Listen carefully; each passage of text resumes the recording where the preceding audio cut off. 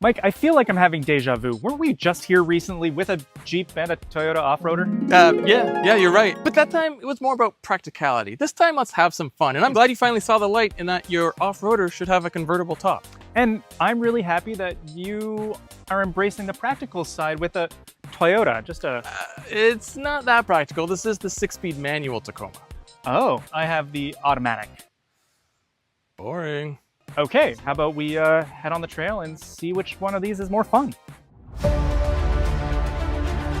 If you're heading on an off-road journey, it's important to be prepared. No one wants to ruin a great expedition by getting stuck along the way. Keep the adventure rolling with a high-quality, proven Warn Xeon XD winch. Redesigned and retooled from the ground up for ultimate performance and durability, the Xeon XD is available in 10, 12, or 14,000 pound pulling capacity. It has a no-load line speed of up to 40 feet per minute, which is fastest in class and features waterproof construction, 3-stage planetary gearing, and 6-segment cone braking. No matter the conditions, the Warn Xeon XD is up to the task. To get yours, hit the link in the description below. Now, if we're going to talk fun, I'm going to kick things off with the Gladiator by talking about its styling, because it's fun and friendly. Look at that face. It's a Wrangler, and that's okay because everyone knows what it is, and it makes people smile, especially in a fun color like this. Mojito green? Heck yes. Now, sure, I'll admit, the proportions aren't great. It looks a little weird. It looks like a Wrangler with a bed tacked on because, hey, isn't that what everyone wanted? You got it. It's not the most useful for truck things. I know this. If you're looking to buy something serious for truck things, you're going to shop elsewhere. This is more of a lifestyle statement truck. Fun. This is the Willys. It's not the super hardcore version of the Gladiator. It's still pretty hardcore by most standards, but by Jeep, it's lighter. And of course, I have the only convertible pickup truck on the market. That makes this massively more fun than, well, any of them really. So it gets a big advantage right off the bat. The exterior of this new truck does have some classic Tacoma styling cues. It's pretty recognizable. It may not be as heritage happy as the Wrangler, but this has a more serious look, more of a I'm a business truck. And it does do a lot of truck things like tow up to 6,400 pounds or put 1,525 pounds in the bed as far as payload goes. It also looks more like a regular pickup truck. Now, that has nothing to do with being fun, but it just doesn't have that same awkward bed grafted onto a Jeep body that the Gladiator does. Mike will talk a lot about how the Tacoma has a manual transmission, and I'll let him get into the details there. I like this auto. It's a good one. I don't have to worry about it missing when the right time is to shift. I also, of course, still have a 2-speed transfer case because, well, this is a Jeep we're talking about. I have a rear axle locker if I really have to worry about it. The trails we're tackling today, not so much of a problem.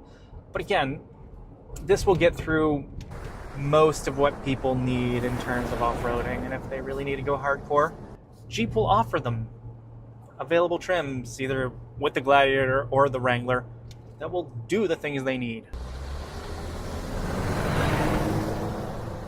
So yeah, the Tacoma still comes with a manual transmission option in 2025, which is pretty cool. It's limited to very few trims and you can only equip them certain ways. What I have here has absolutely 0 options. A 6-speed manual, no cost paint job, and that's it. And that's the way I really like it because it gives this old school feel to the truck, which is perfect for this transmission because it's a pretty old school feeling transmission. Now it is a 6-speed, so it's not old school in that way, but it's very rubbery. The throws are massive and it's agricultural, I guess we'll say, in connection. That makes it feel like an old Tacoma.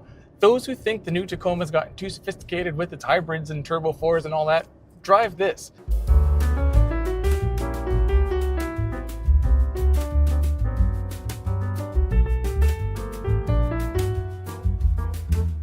So yes, this has a V6, and when I'm going uphill like right now, That is where it's lacking power compared to the Tacoma, and that hurts its fun, I will admit.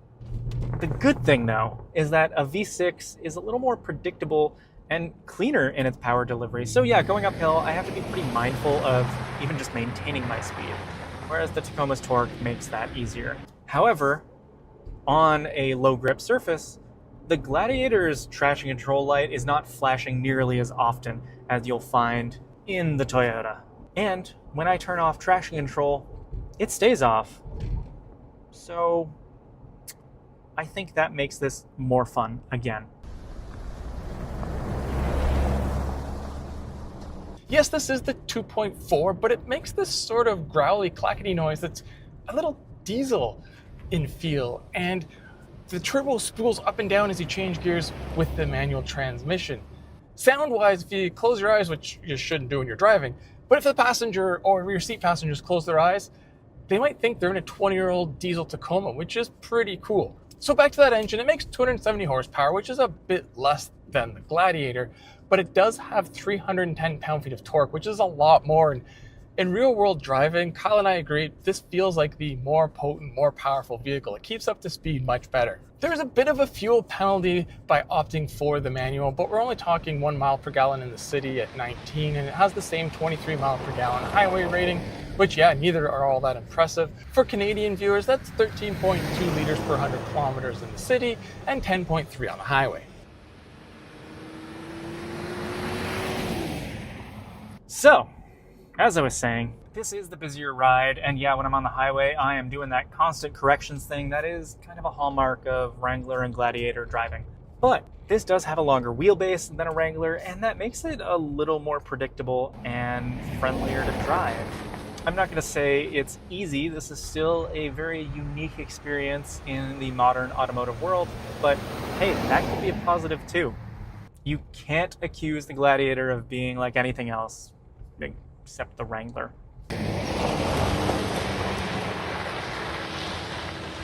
So I love manual transmissions. Every car I've ever owned, minus 2, had manuals, and those 2 just didn't have a manual option. So any manual is a good manual to me, and as I said, this one's a little rubbery and long throws, and it's not the engaging, sporty manual, but this is a truck, and it really fits that truck persona. But does it make it more fun to drive? Well, that really depends on your interpretation of the word. If you're thinking fun to drive, well, no, not really. But if you're thinking fun in the sense that I have full control in this sort of retro driving feel, then yeah, that's kind of cool and fun. Of course, if I was doing some real more hardcore off-roading, the 4-wheel drive system with the 2-speed transfer case and a 6-speed manual is the way to go. Besides that 4-wheel drive with the 2-speed transfer case, it has 10.7 inches of ground clearance, or 272 millimeters. That's a little bit less than the automatic version of this truck, so I guess the actual transmission housing sits a little bit lower when you go for the manual. There's the electronically locking rear differential. Now there's no terrain mode select, which makes sense because there's no automatic transmission. I get full control over which gear and how much throttle I want to apply. There are the beefy high sidewall all-terrain tires on 17-inch wheels. Now they're not as aggressive as the ones in the Wrangler, but they still do the job. And the suspension itself is set up more for off-roading. So what that means is it's a little bumpy and a little rough ride when you're on city streets, but once you get in the dirt and the mud, it excels.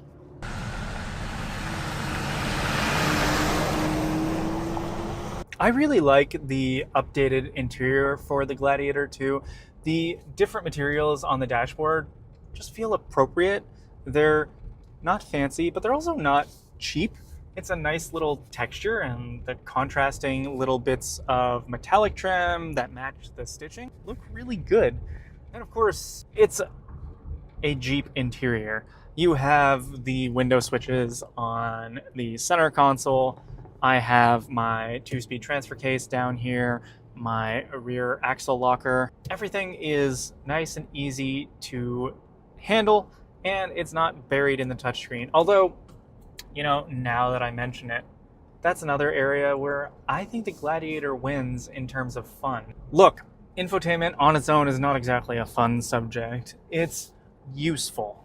Yet I'm going to argue that the Gladiators makes it more fun as well. Of course I am. The Toyota screen is small, and on its own that's not a problem. It's that Uconnect 5 is so easy and friendly to use. It's a cinch to pair your phone. There are a lot of apps that are native, and of course there's off-road pages, so I can access things like my elevation, my steering angle. I can look at my important gauges for when I am off-roading, like my oil temp.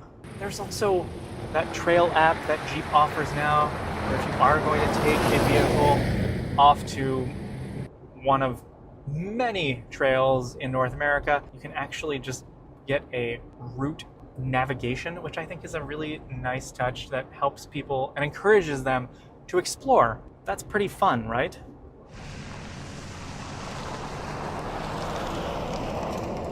As I mentioned, this is the entry level. That means no extra frills are added on.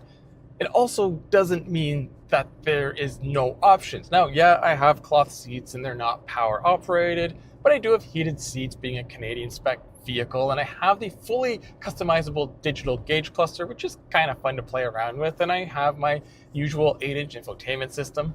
But I must admit, after being in the Gladiator, the software that Jeep uses is so much better than the software that Toyota uses, and there's more hard buttons, which I'm always a fan of. I do have hard buttons for my climate control, which is nice, and for my four-wheel drive and drive select modes, and there's a couple other buttons for that electronic locking gear, and I can do a clutchless start, which is kind of cool too. You know the old saying, it's all fun and games until someone loses an eye or someone gets hurt or whatnot. So Toyota knows this as well, and there's a lot of safety systems standard in this Tacoma. I have Toyota Safety Sense 3.0, and I have blind spot monitoring, your cross traffic alert, all the stuff that you expect in a modern vehicle. I could opt for more safety systems, but again, this has no options, and I kind of like that because it keeps the price down. In the US, as tested, including destination charges, it's under $44,000. In Canada, same thing, including destination charges, it's just under $52,000. That pricing may not make it any more fun, but it does make you feel better about not spending too much money on a pretty competent truck. It is fun, but it's a specific kind of fun. It's for those who like that old school feeling and like to just rip through the gears while beating down trails. If you're in the city, it's not gonna be so much fun. If you're on the highway, it's fine, but it's not any more fun. It needs to be in the right elements, and then it really is quite an enjoyable truck to drive that this wobbly, shaky gear shift only makes better. To show that I am more balanced with my vehicle of choice, and thus the person you should listen to, I will talk about a few negatives of the Gladiator, and not just the fact that it has less torque. So, while this roof is very cool because I can open it and get an open air experience, it is noisy. It's noisy even with the top up. In fact, on the highway, I would wager that this is louder than most convertibles with their top down. I had the Mustang GT very recently, drove that on the highway with the top down, and with the windows up, it's totally fine to have a conversation in there. I don't think that's really possible in here. Now, if you are bothered by all the wind noise and road noise, or just noise, you can always turn up the stereo. It's not the most high fidelity setup, but it is powerful. And so you're going to get a whole lot of your favorite soundtrack, which I assume is Whitesnake or some other appropriate hair metal band. I just feel like that fits the Gladiator, and I'm not saying that in an insulting way. I really just want to listen to that stuff when I'm in a car like this.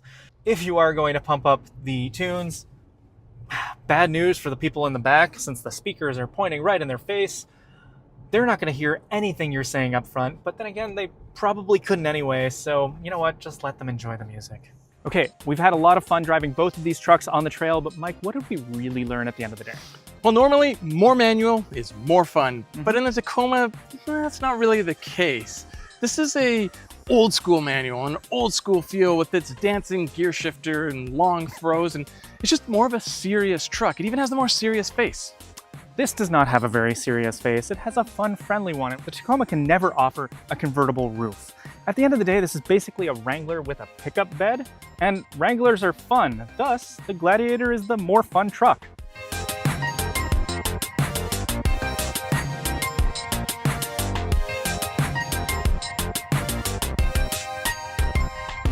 You can never get a convertible top in a Tacoma. Without a Sawzall. But This also has a whole bunch of fun colors, and you don't get a whole ton of options on the Tacoma, unless you paint that too. After you cut the roof off? Yeah, we're just turning it into the surf concept. Damn it, now I want the surf concept.